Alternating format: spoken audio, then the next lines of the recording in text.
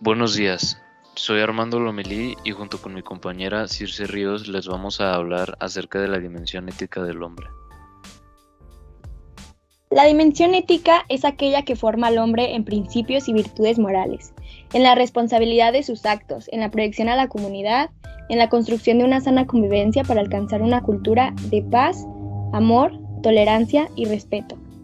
La dimensión ética es reconocida como valoraciones, significados e interpretaciones éticas que incluyen valores morales, inmersos en el proceso de investigación científica, lo cual se materializa en su formación como investigadores y como normas a cumplir en el ejercicio docente. El desarrollo de las dimensiones ética-moral en la niñez y adolescencia se dirige a tomar decisiones libres, responsables y autónomas, conocer sus responsabilidades y derechos como miembros de una comunidad, comprometerse con la sociedad que a su vez espera su aporte transformador y renovador de justicia y solidaridad. En el campo de la filosofía ocupa un lugar importante la reflexión sobre la moral, es decir, la ética que en el fondo pretende responder la cuestión ¿qué debo hacer? Pero la respuesta no es sencilla, además de que a lo largo de los siglos se ha generado una gran variedad de respuestas, comenzando con las que propone que lo que debo hacer es aquello que me lleve a conseguir la felicidad. Se trataría de una ética eudemonista, o aquello que sea útil para el mayor número de personas, cayendo en una ética de tipo utilitarista. Entre otras muchas también tenemos la propuesta ética de Immanuel Kant, que retomamos en este apartado por remitirnos a una de las preguntas planteadas por el filósofo de Königsberg, y que estructura nuestro curso de antropología filosófica. La pregunta que debo hacer tiene además otro connotado digno de mencionar, el compromiso que cada persona adquiere cuando responde a la pregunta. Estamos suponiendo que la respuesta no se da solo en el plano meramente teórico, sino que llega hasta la acción, que transforma las ideas y la vida de quien la responde. Decimos por igual, esta persona no tiene moral, que no tiene ética, incluso usamos las dos palabras juntas como si fueran dos adjetivos que señalan diferentes cualidades. Existen al menos dos razones que explican este malentendido. La primera de ellas es el significado etimológico de las palabras y la segunda la relación tan estrecha que tienen. Revisemos ahora esos dos puntos. Con lo que respecta al significado etimológico, tenemos que la palabra moral viene del latín moris, que significa costumbre o modo de ser. Remite a la vida concreta, concuerda con el vocablo griego ethos, donde proviene el concepto de ética, que significa costumbres, hábitos, tradiciones de carácter obligatorio. Actualmente tenemos que la moral se entiende como el conjunto de principios, normas, preceptos y valores que rigen la vida de los pueblos y de los individuos. Nos remite a la vida concreta, particular, mientras que la ética en la parte de la filosofía que reflexiona sobre la moral, considera a fondos cuestiones como la vida, la libertad, la persona, etc. No es lo mismo saber lo que debemos hacer o no hacer, que saber por qué debemos hacerlo. Regresando a la pregunta kantiana y su respuesta, ¿qué podemos decir al respecto? Comenzamos por recuperar las palabras claves con las que se responde a la pregunta ¿qué debo hacer? Deber, autonomía, formalidad, imperativo categórico y buena voluntad. La ética kantiana ha sido conocida generalmente como una ética del deber. El deber es, según Kant, la necesidad de una acción por respeto a la ley. El conocimiento del deber compete a todos los hombres, incluso al más vulgar.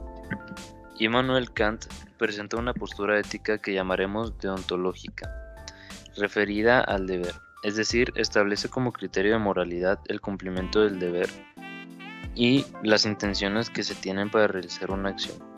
Cabe decir que la autonomía juega un papel sumamente importante, pues es la persona particular quien decide cómo actuar, según su razón le muestre. En el interior de cada hombre se encuentra inscrita la ley moral. Toda acción realizada por voluntad es buena, porque solo la voluntad es buena. La propuesta de Immanuel Kant, también llamada formalismo, considera que los principios éticos son evidentes en sí mismos. Todo lo que una persona necesita saber es si su acción puede servir como una ley universal. A este principio Kant lo llamaba imperativo categórico, pues no admite condiciones, simplemente se debe cumplir. Además, hay que considerar la indicación.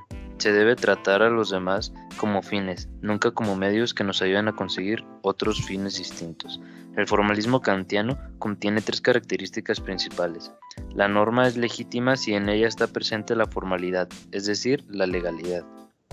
La norma tiene como base una experiencia moral y las acciones buenas son las que han sido hechas por el deber. Las 3 características siguen un camino seguro. Seguir la norma por el deber que entraña cumplir la norma, a esto es a lo que llamamos formalismo, y de ahí surge la moralidad, de una acción que se realiza por el cumplimiento de una norma y no por los resultados que se esperan o por mero gusto de hacerla. Así podríamos ahora establecer lo que debemos hacer ante el cuestionamiento de los demás o de la propia conciencia sobre una acción. Debo responder si mi actuar se podría convertir en referente para los demás, es decir, puede convertirse en ley. Además, si he actuado apegado a la buena voluntad y al deber que establece mi autonomía. Adela Cortina Orts, filósofa española nacida el 13 de julio de 1947 en Valencia, entró en contacto con los filósofos Jürgen Habermas y Karl Otto Appel al estudiar en la Universidad de München. Es referente de la filosofía de la ética de los negocios y de las organizaciones, pero sus aportaciones se encuentran en diversas áreas, tales como la política, la guerra, la ecología, la pobreza, entre otras. Ha acuñado el término aporofobia, odio o rechazo a la pobreza. En el terreno de la ética propone diferenciar el campo de los mínimos y los máximos, para distinguir lo elegible de lo que es libre, es decir, aquello que es del derecho y lo que pertenece más propiamente a la ética.